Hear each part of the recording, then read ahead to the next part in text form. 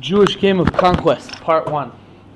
So today we're going to discuss the history of the city of Jericho, Jericho. So if you look on your map over here. This is from Google Maps, and I made the custom places. So the city of Jericho is not far from the Dead Sea. It's sort of in the, let's say, middle east of the Holy Land. Right, get it? Middle East. All right. So that's where the city of Jericho. It's in the northeast part of the territory of the tribe of Benjamin. Of Benjamin. So that's the city of Jericho, right next to the Jordan River. Actually, it's also right next to the Jordan River. Interestingly, in Hebrew, the city has two different names. We call it in English Jericho, but in Hebrew, it's named in some places where it appears in the Bible. It's called Jericho, and in some places where it appears in the Bible, it's called Jericho. The general rule is that in the 5 books of Moses, when the name of this city appears, because it happens to be that in the last year of the Jews traveling in the desert, so they camped in a place called the Plains of Moab, Arvos Moab, Al Yarden Jericho, right on the Jordan River, across the Jordan from Jericho.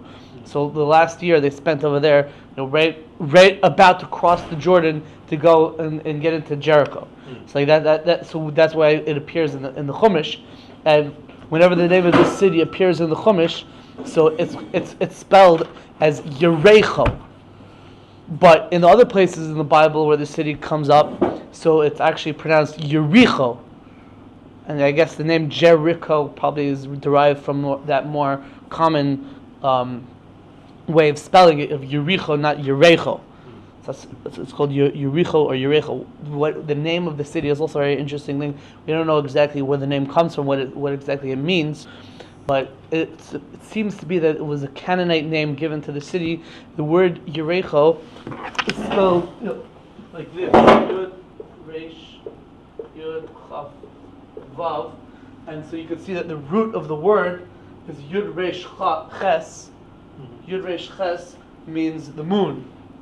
So it seemed that this city was actually like the center of like some sort of moon worshipping cult that the Canaanites had. That's like what the name of the city exactly means.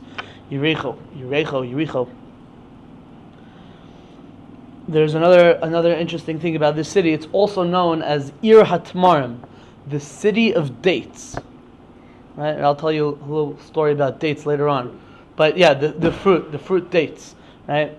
So it's a city about the city of dates, or in one place in Tanakh it's known as just Tamar, date. It's a name. It's associated with dates, and they say because there were a lot of dates that were growing in that area, so that's why the city was called the city of dates.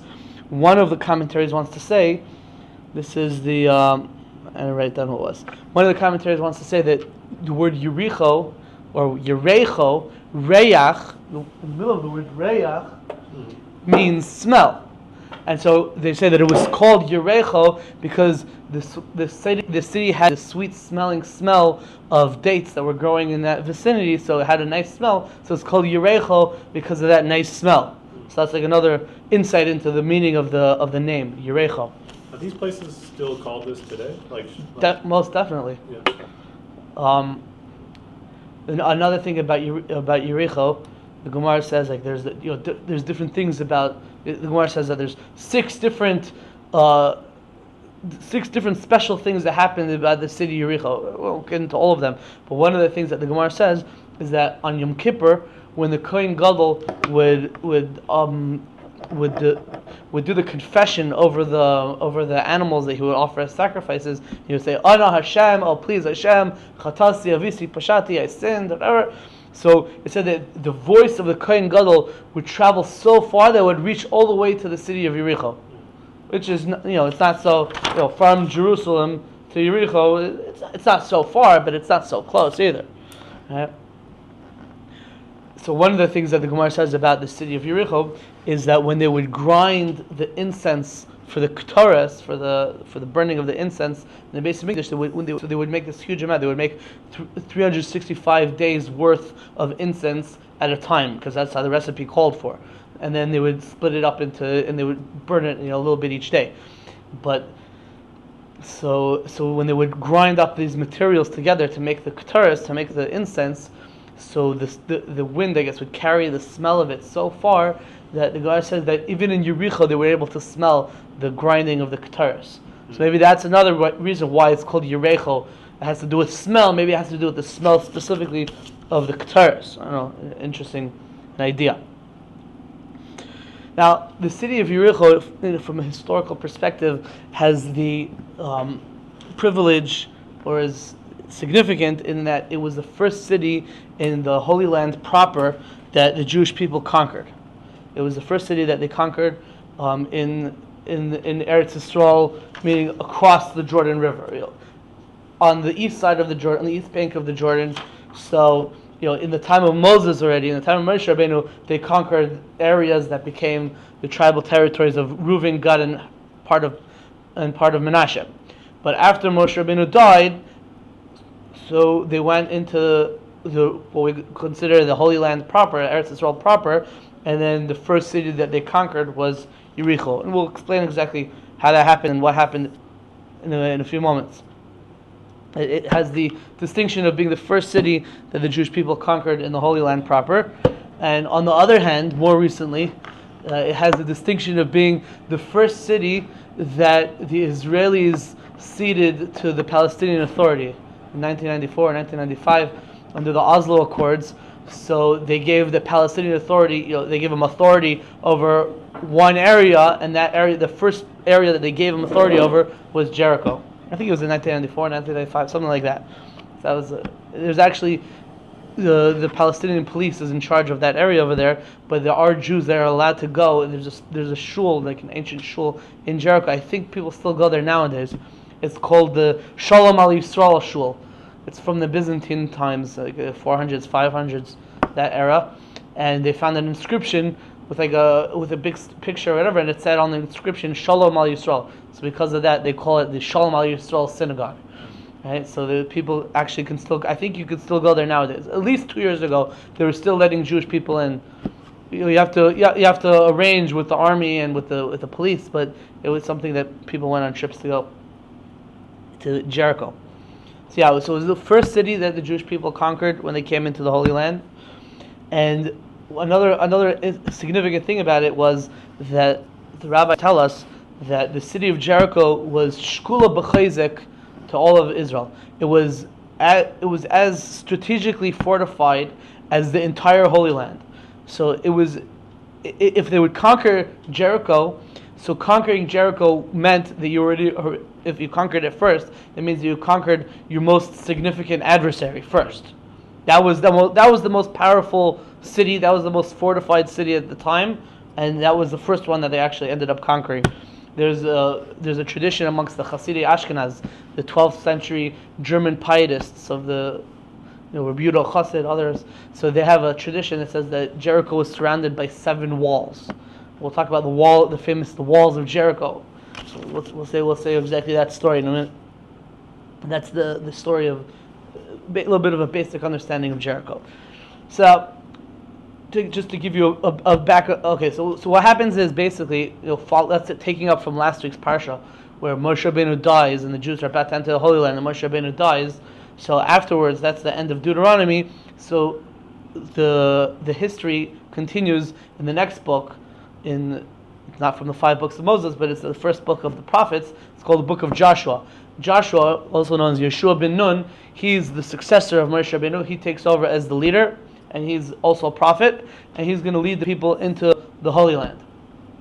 So what Joshua does is that immediately, or almost immediately after he becomes the leader, he sends some spies to go check out the city of Jericho, the city of Jericho. And this is brought in the 2nd chapter of the book of Yeshua, the book of Joshua. It says he sends 2 spies.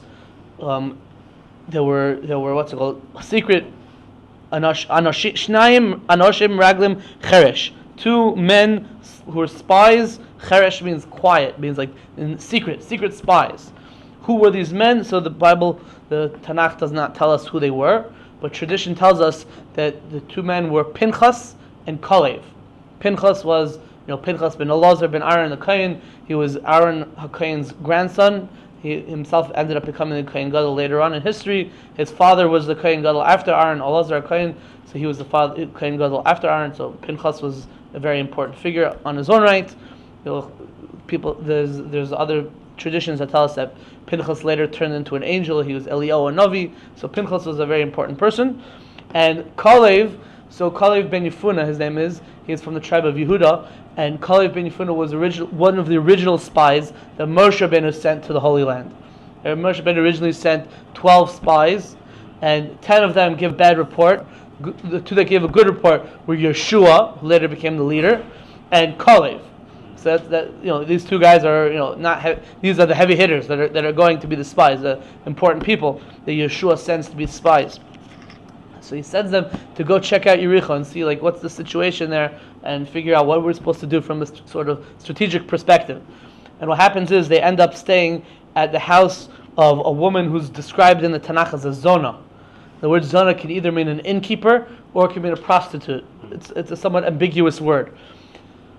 Some say that she was a prostitute, that all the important kings and all the important figures of the land of Canaan used to go use her services.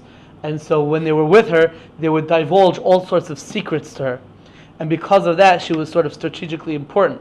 So when they were going to stay by somebody, when these spies were going to go hang out with someone, they wanted to specifically hang out with her so they can get some of the secrets. Or if she was an innkeeper, so that was the hotel that they found. Yeah. So this lady, her name was Rachav. The word Rachav actually literally means wide. Okay, so her name was Rachav, and actually her house was built in the wall of the city of Jericho. Her house was inside the wall. That's going to be a significant fact in a few moments. But what happens is, so they go and they're checking out the city, and basically what happens is that somehow the king of Jericho, the king of Jericho, gets wind of the fact that the Jews sent spies to his city, and they're checking out the city. He somehow finds out about this, and so he wants to do something about it. He hears that these spies are staying by this lady's house, so he goes to this lady and he says, "Hand them over," and she says, "Oh, they're already gone." She quickly hides them in her attic, and the king says, "No, hand them over," and she says, "Oh, they're already gone." So the king sends out his soldiers to go search the perimeter of the outside of the city. The city, he shuts down the city. They do a lockdown. Don't let anyone in. Don't let anyone out. And he has his soldiers checking the outskirts of the city to see if these spies are around. Meanwhile, she's hiding them in her attic. It says that she hid them.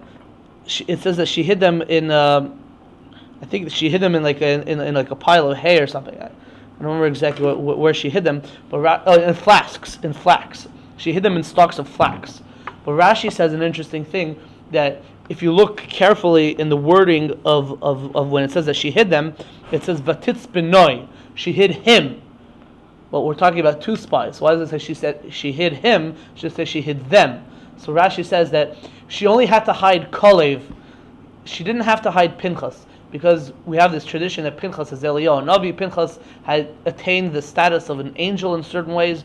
So Pinchas actually turned invisible, so no one was able to see him anyways. So she only had to hide Kalev. Okay, anyways, she hides them. The king's soldiers are looking around, they couldn't find them. And basically what she does is she lowers them out of the city with a rope, because I said that her house was built into the wall of the city. Right? So her house was built into the wall of the city, so they went out her window. Her window's already outside the city wall, and then they went down from the top floor or something with a rope. They came down that way, and she made them promise that when the Jews come to conquer the city of Jericho, so they're actually gonna save her and her family. So they said, "Yes, we promise. We're gonna save you and your family. All you have to do is put this red string outside of your window so that we'll know that you're the ones that we're supposed to save, and we'll tell the Jewish army when we come into Jericho not to kill these people that have a red string coming out of their window. Just you make sure that you don't tell this to anyone except for yourself and your family. If we find red strings all of a sudden out of every window, so we know that you've betrayed us, and then we're not going to trust you anymore, and this promise doesn't apply." So that's basically what they did, and so she promised that. So they promised her that they're going to save her, and the spies went back to Yeshua, reported what they saw in the city, and that's the end of that story. Now, meanwhile, this is the beginning of Yeshua's reign as the leader of the Jewish people. So, just to give you a little bit of a picture of the flow of like what was happening in the history from when Moshe Rabbeinu died until where we're getting up to right now, the conquering of the city of Jericho. So, what happens is Moshe Rabbeinu dies on what the rabbis tell us was the 7th of the month of Adar, Zayin Adar, the 7th of the month of Adar. And the Torah tells us that after he died, so the Jewish people mourned him for 30 days. So that's from 7th of Adar to the 7th of the next month, which is the month of Nisan. And on the 7th of the month of Nisan, Yeshua gets a prophecy from Hashem, and Hashem tells him that, prepare the nation, we're going to be crossing the Jordan River in 3 days. I had this for you. And so, right, they're camped, on the east bank of the Jordan River, and across from Jericho. And Hashem says you're going to cross the river in 3 days. And so, 3 days later, on the 10th of Nisan, they crossed the river, and now they're on the west bank of the Jordan River. And so that's the 10th of Nisan. Now, the 10th of that was the 10th of Nisan. On the 11th of Nisan, they did a mass circumcision. All the people during the 40 years that the Jews were in the desert, so most people were not practicing circumcision, because when you're traveling, it's somewhat dangerous to have a surgery like that. So they didn't do it. So now when they came into the Holy Land, the first thing they do, Yud Aleph Nisan, they all do a circumcision, right? And then that was Yud Aleph. It takes a few days to recover. So you have Yud Aleph, Yud Beis, Yud Gimel, 3 days to recover or so. On Yud Daled Nisan, that's when they do the Korban Pesach. And that's the day of Erev Pesach, the day before the holiday of Pesach. That's when you do the Korban Pesach. And so they did the Korban Pesach, and then they celebrated the holiday of Pesach, 7 days, right? So that's the 15th, 16th, 17th, 18th, 19th, 20th, 21 of Nisan. So 7 days of the holiday of Pesach. And then the next day, 22, the day after the holiday of Pesach, that's when the story is going to happen now of the conquering of the city of Jericho. So this story is now in chapter 6 of the book of Joshua. And so Hashem tells Yeshua that we're going to conquer the city of Jericho in a very special way. We're not going to use a regular military way of conquering it. We're going to conquer the city in a very unique and special way. How so? So it says like this. What you're going to do is you're going to have your army of men go around the city wall for 6 days. And there's going to be Kohanim, 7 Kohanim with them carrying shofars. And each day, as the men go around the city of Jericho, walk around the wall, so they're going to blow the shofar. And then on the 7th day, while these Kohanim are blowing the shofar when you're going around the city, all of a sudden the walls of the city are going to fall down, and then you're going to be able to easily come inside and conquer the city, and there won't be any problems. It'll take down all their fortifications, and ein baya, as they say in Hebrew. Right? So that's what happens. Each day they go, the army comes, the Jewish army comes, the army of Yeshua comes, and they have the Aron, the Ark of the Covenant, traveling in front of them, and traveling behind them, and they circle around the city once each day with the Kohanim blowing their shofar. Comes the 7th day, they go around the city walls 7 times. The Kohanim blow the shofar, and indeed the walls of the city come tumbling down, and the Jews are able to come inside and conquer the city. And Yeshua gives them this whole speech. He says to them that when the walls are going to come down, so everyone should cry out. You should cry out in front of Hashem, and and the walls are going to come down, and all the property that's inside the city should be consecrated to Hashem. It's called a cherem, consecrated to Hashem, and no one's allowed to use any of the property inside the city. It's going to be special holy. It's going to be donated to Hashem, either destroyed or donated to Hashem. And you have to kill all the people there, except for this lady Rachav, who helped save the spies. And everyone, he repeats himself and says, everyone make sure not to take the consecrated property. The property is not going to be for you. You don't take any booty from this war. It's all consecrated to Hashem. all the gold, the silver, the copper, all of that is going to go to the treasury of Hashem, of the Mishkan. You're not supposed to take any of the things. And so, of course, as I said, the walls come down. They go inside. They conquer the city. They killed. They consecrated all the people. They destroyed men, women, young, old, ox, sheep, donkeys. They were all killed, and they saved this lady Rachav. They saved her family, and they took all the consecrated property. And they burnt the property, or the things that they took to the Mishkan to be part of the consecrated property for Hashem. So they took that and they brought it away, and that's the conquering of the city of Jericho. And then afterwards, Yeshua he says Vayashpa Yeshua. Yeshua got up and he made the people swear. And he made them take an oath, and he said, Oru ha'ish lifnei Hashem. Cursed is the man in front of Hashem, Asher Yakum Ubana es Jericho, who would come up and build the city of Jericho. Bevchara Yisadena, with his eldest son, he will lay the foundations of the city. Uvitziro Yatziv Delaseha, and with his youngest son, he will erect its gates or erect its doors. Meaning, Yeshua put a special curse on whoever would come and rebuild the city of Jericho. That while he's rebuilding it, his eldest son will die when he begins, and his youngest son will die when he finishes rebuilding the city. And we'll see that actually came to fruition later on in history. Now, this was the story of the conquering of Jericho. What happens for the next city?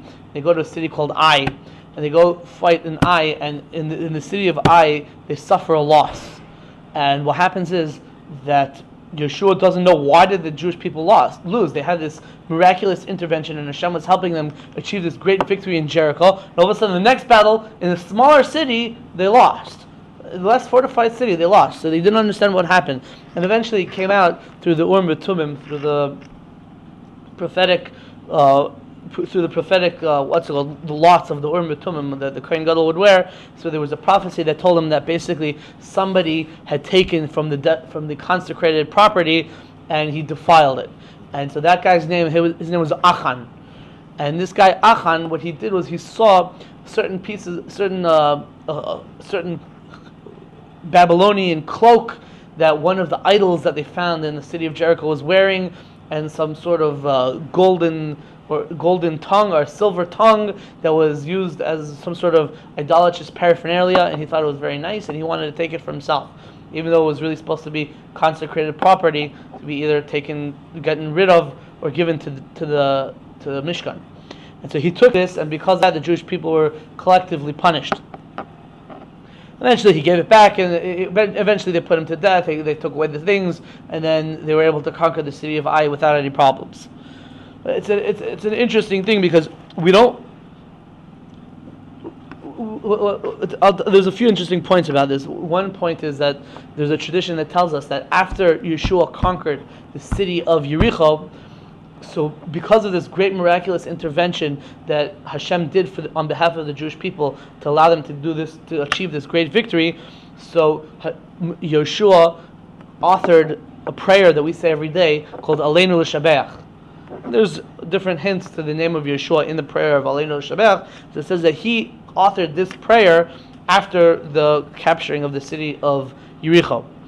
And the second part of Aleinu, of Al Kei Nekav Lecha, the second paragraph, so some people say that Yeshua authored it, and some people say that this guy Achan, the guy who took from the consecrated property, he authored it before they put him to death. The prayer of Al Kei Nekav Lecha is a request that we wish for the future messianic time when all of idolatry is going to be destroyed and everyone is going to universally recognize Hashem as one. So Achan, before they put him to death, he repented from his sin, because that's the halacha. Before you put someone to death, before you execute him, so he has to confess his sin. As part of that, maybe he authored this Al Kei Nekav Lecha, this request for Hashem to bring the messianic era and destroy all idolatry. And they find a hint to this. Al Kei Nekav Lecha is, if you take the first letter of each of the words, Al Kei Nekav Lecha, Ayin Kaf Nun, that's the word Achan.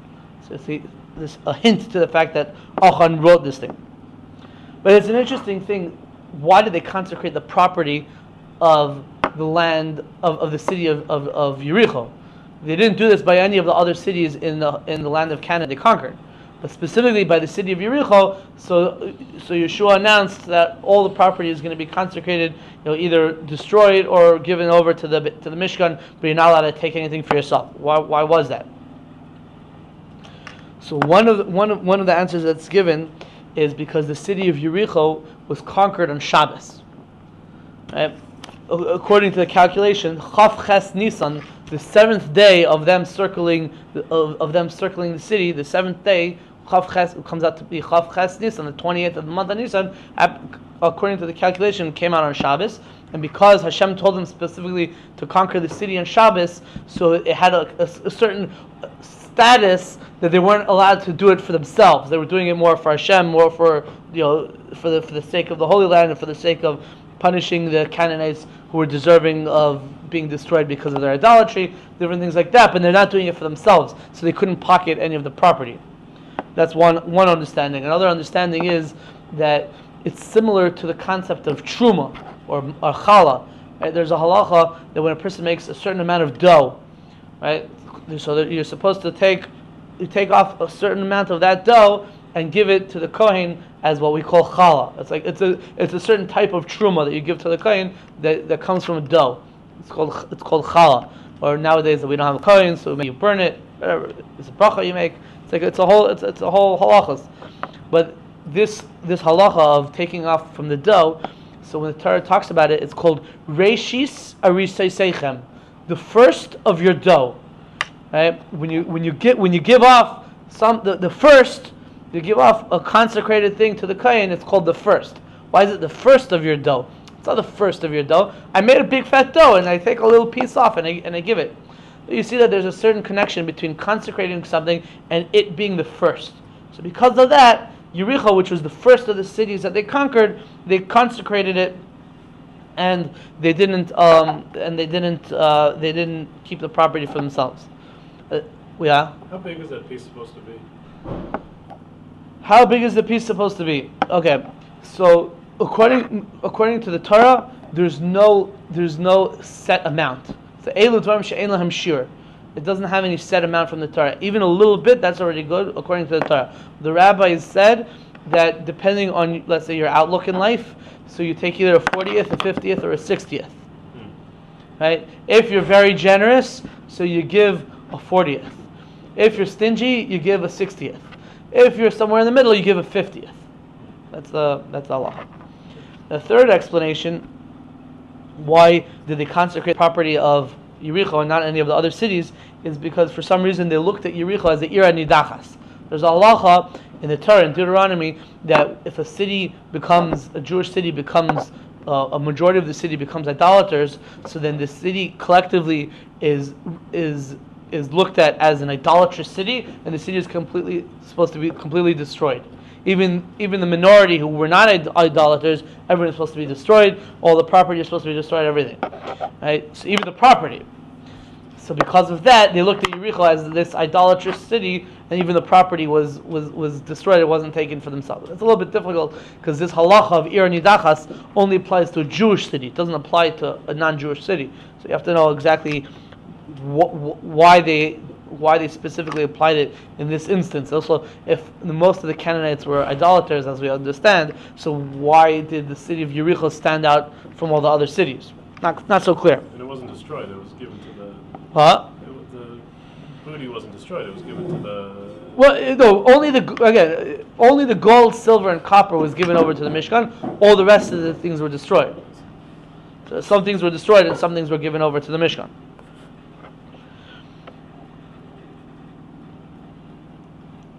There's another point that it says that afterwards it says that Yeshua put a curse on anyone who would rebuild the city of Jericho. So his oldest son would die, and then as he's finishing, his youngest son would die. So that curse came to fruition, as I mentioned before, hundreds of years later in the Book of Kings. The Book of Kings, Kings 1, chapter 16, towards the end of the chapter. It says in the time of Achav, the king of Yisrael, Achav, it says in his time, a man named Chiel Beis Ha'eli built Jericho, and as he's building it, the foundation, his eldest son Aviram died, and as he was putting up the walls, the door to the city, so his youngest son Skuv died. So you see that this curse that Yeshua put on whoever would rebuild the city of Jericho, the curse actually came to fruition. Now it could be that this curse only applied to the person who would rebuild it right after it was destroyed. So this guy was the first guy to rebuild it. But to rebuild it again, a second time, let's say, wouldn't be a problem, right? Because the curse already happened, it was fulfilled, and then now it's not a problem to rebuild it. So now there is in contemporary times there is a city of Jericho. It does continue to exist. It's an Arab city. There's a lot of Arabs that live there. It's run by, as I said before, it's run by the Palestinian Authority. It does exist. It's not a completely destroyed city. Fine, that's one thing. So the walls of Jericho. There's this story of the walls of Jericho. There's a lot of interesting ideas that come out from the story of the walls of Jericho. It's an interesting thing that archaeologists have dug down. Oh, well, we'll say that in a moment. The Mishnah in Mesachas Brachos, in the last parak, in the last chapter of Mesachas Brachos, the last chapter of Mesachas Brachos talks about different things that you make a special bracha on something that you see or you experience.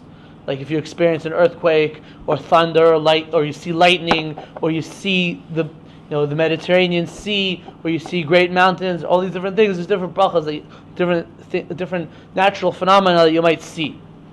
One of the things that's mentioned over there in the Gemara on brachas Daf Nun Daled Amud Aleph is that if you see the walls of Jericho, make a special bracha. Baruch she'asa nisim laviseinu b'makom hazeh. Blessed is he who made miracles for our forefathers in this place. That's a special bracha you make on seeing the walls of Jericho. Now, the way the Mishnah says it says, if you see the walls of Jericho that were swallowed into the ground. That's what the Mishnah says.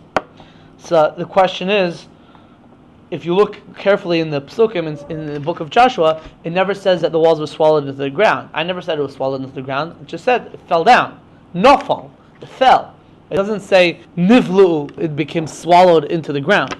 So where does the Mishnah get this idea that the walls of Jericho were swallowed into the ground, that it just fell down? So the Gemara talks about this, and the Gemara says, you're right, the Psukim, the verses, the Bible itself only explicitly says that it fell, but we have a tradition that the walls were swallowed into the ground. Because if the walls just fell, then that wouldn't accomplish anything. The Gemara says why? Because it's very interesting Gemara. The Gemara says that the thickness of the wall of Jericho was the same as the height of the wall. And so if the wall would fall, so then the thickness would just be the height, and the height would be the thickness, and you wouldn't gain anything. You wouldn't be able to penetrate the city. Right? So it couldn't be that the walls just fell. It had to be that the walls were swallowed into the ground. That's the Gemara's reasoning. And how did you know that the wall was swallowed? We have this tradition that the height and the width were equal, and therefore if it would have fallen, it wouldn't have achieved anything. So it had to be that it was swallowed under the ground. It's an interesting thing that I was reading about this on Wikipedia. The archaeologists have actually found, by Jericho, they found the walls of the city, and it is the oldest city walls that they've ever found.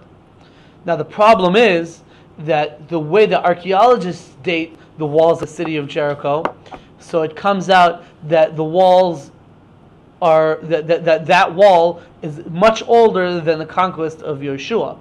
The way they date it, it comes out that it's older than Yeshua, like a few thousand years, like maybe 1,000 years before Yeshua, something like 1,000 years before, maybe even more than 1,000 years before. So it's like they use that to discount the account that we have in the Bible of the Jewish people conquering the city of Jericho, because they say, they found these walls, and these walls, they predated Yeshua's conquest. But I think that they're making a logical flaw over here, because the way they date the walls, the way archaeologists date things, is based on how low down it was, which strata. There's different layers, archaeological layers, that they find things in, and depending on which layer it was in, so that's how they date it, right?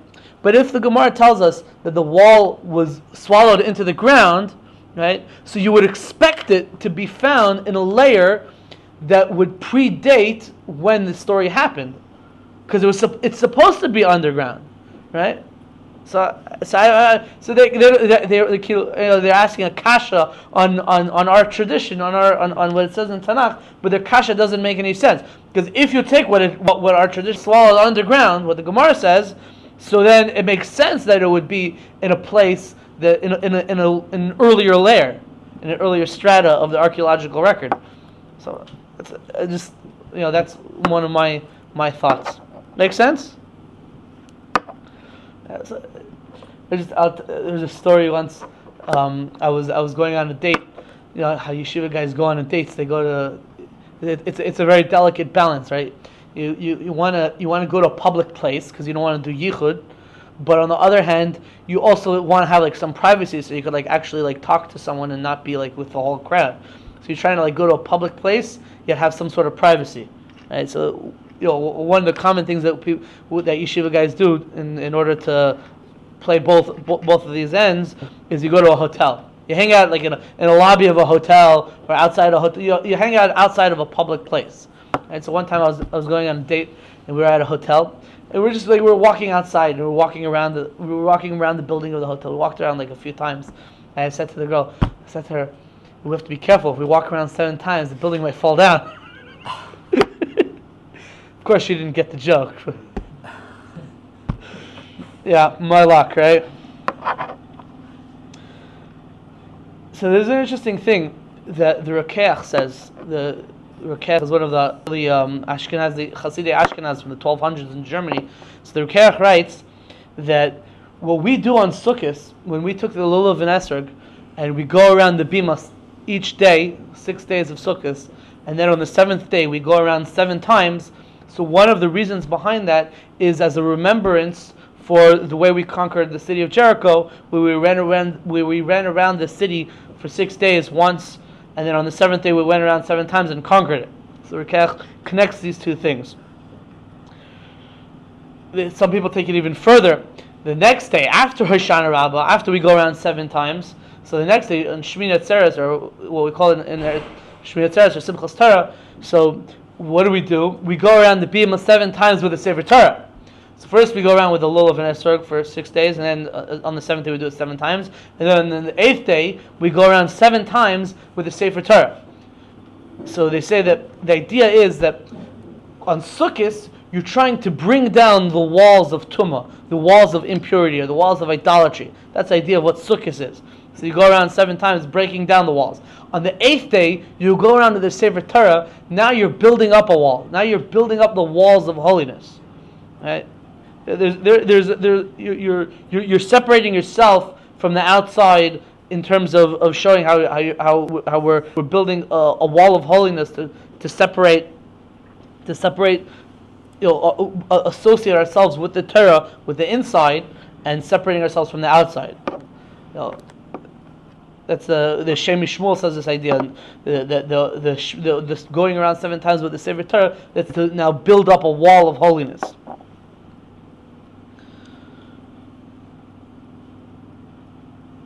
All right, the city of Jericho comes up also elsewhere in Tanakh. In the time of Elisha, there was a whole thing where the waters were bitter in the city of Jericho, and Elisha made a miracle to make the water sweetened.